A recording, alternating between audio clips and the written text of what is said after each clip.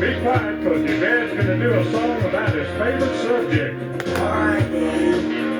If you want a cheap fuel that's environmentally cool, propane.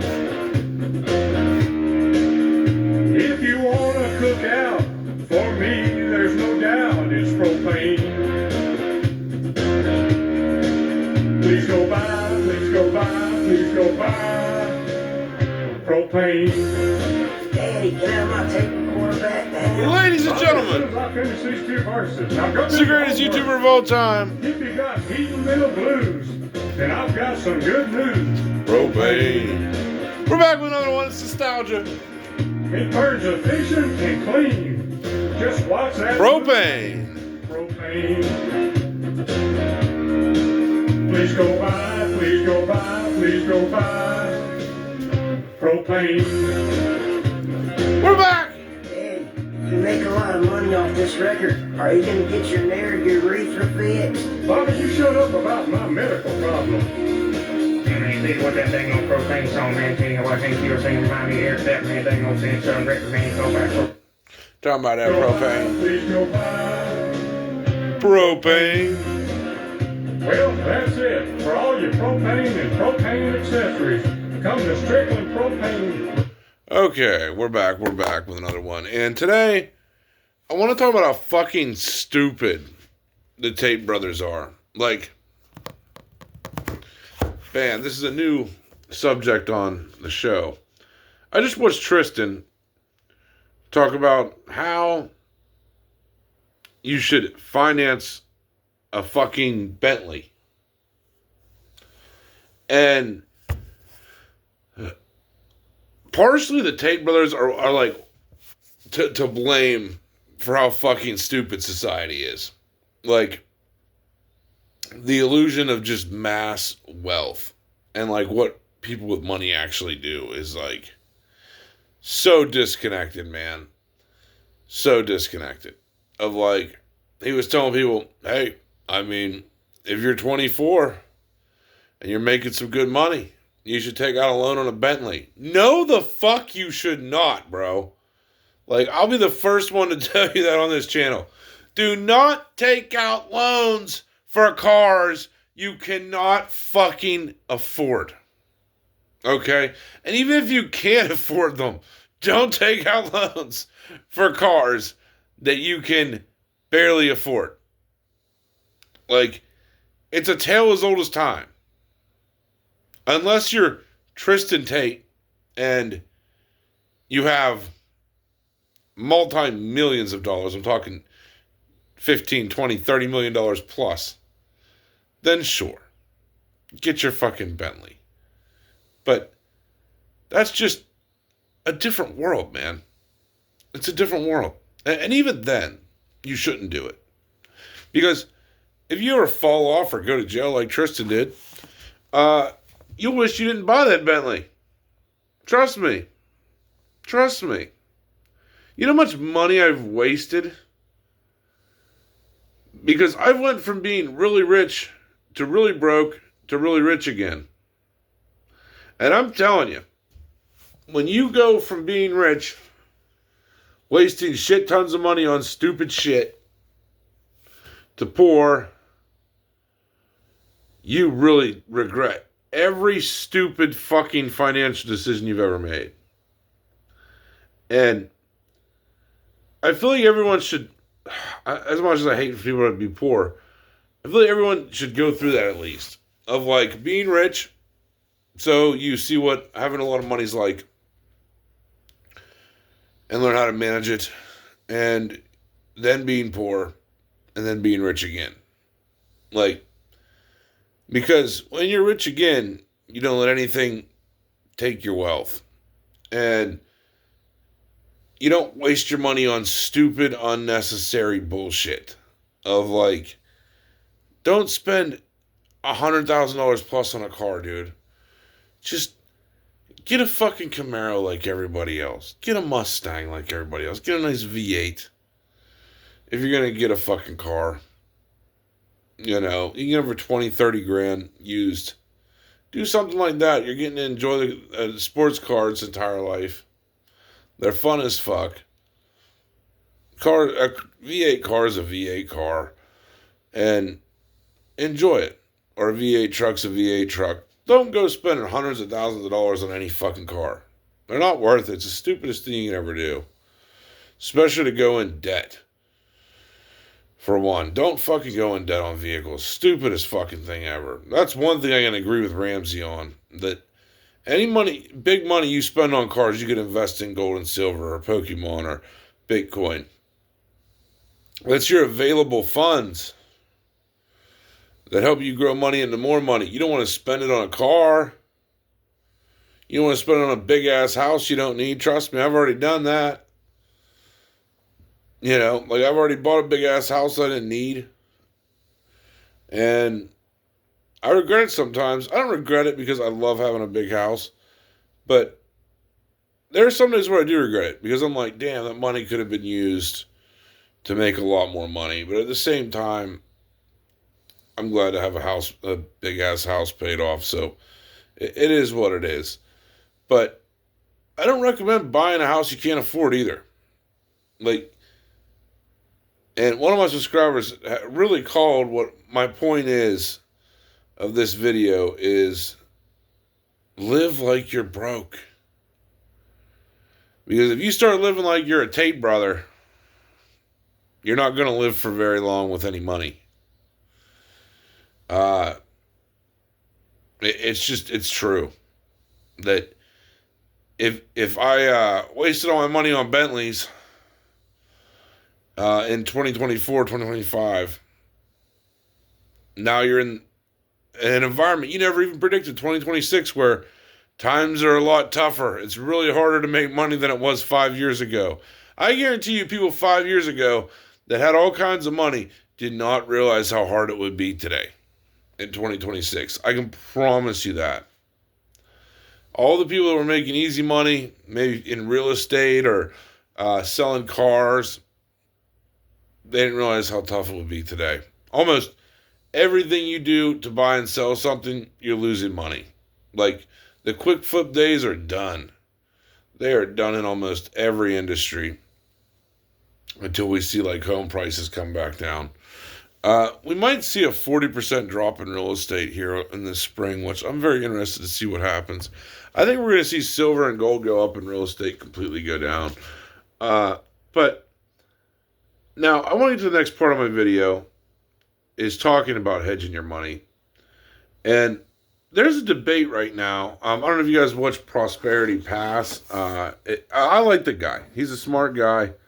I respect him. But I have to disagree with the guy. He said silver is not a real hedge. And I have to completely and utterly disagree with that.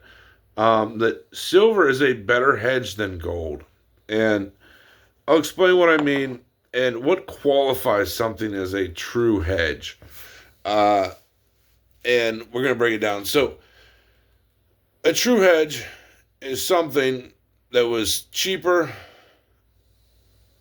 and it was currency, and it was cheaper years back, and now it's more expensive, and it gets more expensive over time as a economy crumbles. And now with gold, and now his argument was, he had some valid points of like when the economy was doing bad, sometimes silver didn't go up. Well, like, which is true because the industrial demand wasn't there as much. So, like, there were certain reasons in a way, but it still wasn't $1 forever. You know, it wasn't $1 an ounce forever. And when a coin is stamped $1 and it's selling for $94, that's a hedge years ago. Like it's a hedge because you hedged your money into silver and it grew. Gold is the same way. It's just a slower hedge, in my opinion. But it's less risky. But, like, gold's like a hedge with a single turbo. Silver's like a hedge with a twin turbo. And hopefully a lot of you are into cars, you know what I'm talking about. But Gold has the single currency turbo that boosts it. And so my point with gold is, like, yeah, like a $5 gold piece is now $4,800. So it was a hedge. Both are considered a hedge. Copper is not a hedge. It is just straight gambling on industry. Getting to my next point with silver is I consider silver as the extreme hedge because the only way they kept the economy going was to super suppress silver prices and keep them low. And that is dying rapidly. And when it dies, see, a lot of people think when the music stops and, like, let's say the economy ends, that gold is the last seat that you want to sit in. Gold's what's going to blow up. And, like, yes, gold will go up in price if the economy fails, 100%. But in my opinion, I think it's silver. That if the economy absolutely goes into turmoil, that's when you see silver jump up to $1,000, $2,000, $3,000, $4,000, $5,000 an ounce or more. And that's why I consider silver actually as the ultimate hedge. And it has the twin turbo of industry and it also being currency. That currency problems can affect silver and industry demand can also affect silver. So that's what I mean by the twin turbo effect with silver. And Bobby, be quiet, 'cause your dad's all right, Bobby, be quiet. favorite subject. And so that's why I tend to think silver actually is the ultimate hedge against inflation compared to gold. That I think silver long term will outperform gold massively, even though gold is more valuable now. Now, if gold was still cheap, sure, I would really lean towards gold, but the current prices of silver just makes no sense. It's too cheap for how good the metal truly is. And I really think even now it's still extremely undervalued. And we will see a massive change coming up soon. And when shit hits the fan, like I said, they might have 4,000 to 1 shorts on silver. Meaning by 4,000 people actually think they own it. Like, I thought it was only 500. We're talking 4,000. So they've had to print trillions and trillions and trillions and trillions of dollars and sell thousands and thousands and thousands of contracts to the same people for the same amounts of silver just to keep the price of silver down. Like, just to keep it below $100. That's the true definition of a hedge. That they have to do so much work just to hold the price down. That shows the power of silver. And if you're selling in these current times, I don't know why you even would. I really don't. Like, $100 for silver is nothing. And the patient people will eventually be rewarded because silver's the real money. Gold's the real money too, but like, silver is the real money. And it's mind-boggling that some people still don't see it that way. That it is the ultimate hedge. And like I said, some people may disagree with that take. Others may agree with what I'm saying. But to me, it seems like silver is the ultimate hedge. And to hear people say that it's not a hedge at all is rather shocking to me. Especially someone that's as smart as Prosperity Pass. I genuinely like the guy. I think he's an intelligent individual. I just think he's been burnt by silver before, so he has a massive hate for it. You know, like, as you get burnt by something, like, even silver, if it dropped back down to like $30, a lot of people would just hate it because they got burnt by it. And you can't really have that outlook. You got to look at reality and how bad things are short, how soon the market's probably going to collapse, and all turmoil breaks loose where silver and gold become the most expensive assets in the world to own. And so, yeah, like I said, I respect the guy. I do. I think he's a smart guy. I enjoy hearing his opinions. But I have to disagree with his beliefs that silver is not a real hedge. I have to totally disagree. Is it more unpredictable? Sure. I'll give someone that. Silver is very unpredictable. But during hyperinflation, it's a little bit more predictable. Now, they closed the refineries. Like a lot of the refineries have quit taking silver, and I think it's just to scare you out of your positions. That if you hold through these turbulent times, you'll do really well. If you don't, you'll get bought out and lose your opportunity. But so that's just the video I wanted to make today, discussing the difference, talking about how you should live as an adult. Don't go into debt. Like, the little bit of money that you do have is your cushion to invest in something, anything. And that is why you shouldn't be buying shit you can't afford. Fucking pressing people. Don't even buy Christmas lights. It's all a scam. It's all a scam, man. The entire world is just a total fucking scam. And it's great to see people wake up to it. It really is. It really is. Because if enough people push them on silver, the system breaks. They lose control over you.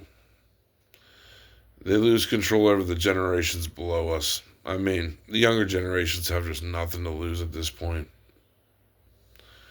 It really is sad. And then to hear dumbass YouTubers that are already rich tell them to go buy a Bentley. Stupidest fucking advice. Go buy a fucking Rolex. Stupidest fucking advice. Stupidest advice. And yeah, people like Dave Ramsey telling them not to buy gold and silver. Meanwhile, Federal Reserve banks all buy gold and silver now. It just make it make sense. These influencers are just diabolical. They're so disconnected from reality. They truthfully are. Of like, man, I don't care what money you're making. There will be some point in your life where you regret financing a Bentley. Or financing any fucking car. It's completely asinine to me. And if you buy a Bentley, you can't even like have fun with it, man. You gotta like fucking baby it. You go buy a fucking Camaro SS, you beat the fuck out of that thing and have fun, you know? Like, you only have 20, 30 grand in it. Who gives a shit? You know? That's bad enough. Like, doing something like that's bad enough for your finances. But, I mean, you need a car to survive, so 20 to 30 grand is not terrible, but spending 70, 80, 90, 100, 200, 300, 400K on a car is fucking insane. I don't care what planet you come from. Fucking Mars. But it's just pathetic to see that be the advice that the internet gives people to live like fucking royalty on a poverty budget. Fuck what people think, man.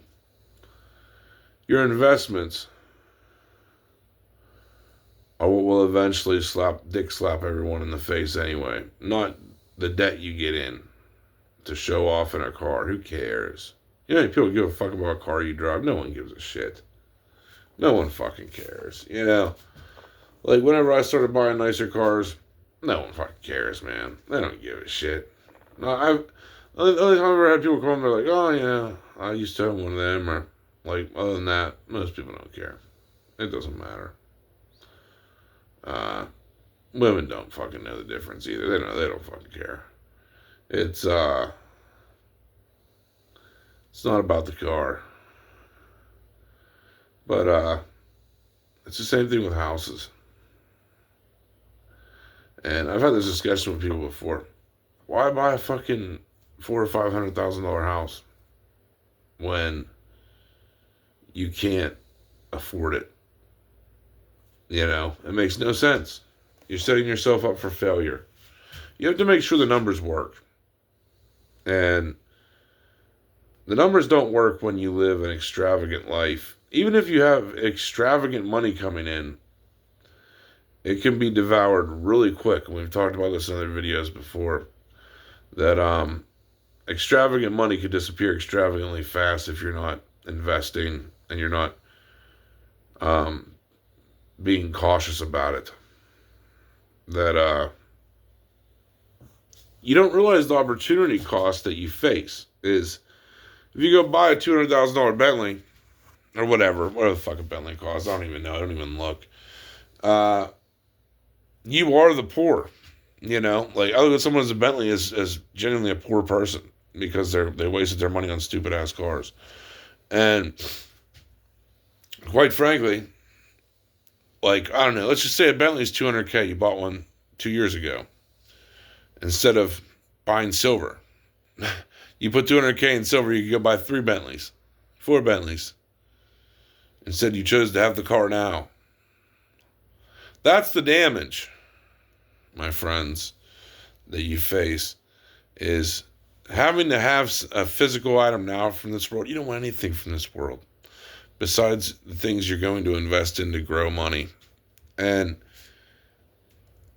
you know, that's it. You don't want the fancy cars of the world. You don't want the fancy houses of the world. You want your money growing so you're not fucked. And like I said, it's not everything in this world. There's a lot more things that are more important, but it is important to try to be financially stable and grow that path for yourself. And buying a Bentley sure as hell is not going to do that. Don't listen to these fucking stupid influencers. They're terrible people. They're terrible investors. Logan Paul, one of the worst fucking investors I've ever seen in my life. And some people think he's a good investor. Some people think Trisha Tate's a good investor. No, these people just get money from entertaining you on YouTube. That's all it is. They don't work jobs. They don't invest. They don't. They just buy stuff with their YouTube checks. You know, they don't actually earn the money. There's a big difference. Now, when you start getting YouTube checks like them, sure, go buy yourself a Bentley, you know. But not when you have to earn that money and you're not famous. If you're not famous already, don't waste money on stupid shit. That's the point of this video. Thanks for sticking around with 23-minute rant. I do want to do a shout out to Stacks and my other subscribers. Stacks said he's up to 600 ounces of silver, man. That's awesome. I mean, or 800 ounces, I think he said. And it's a good feeling, man. It definitely is. And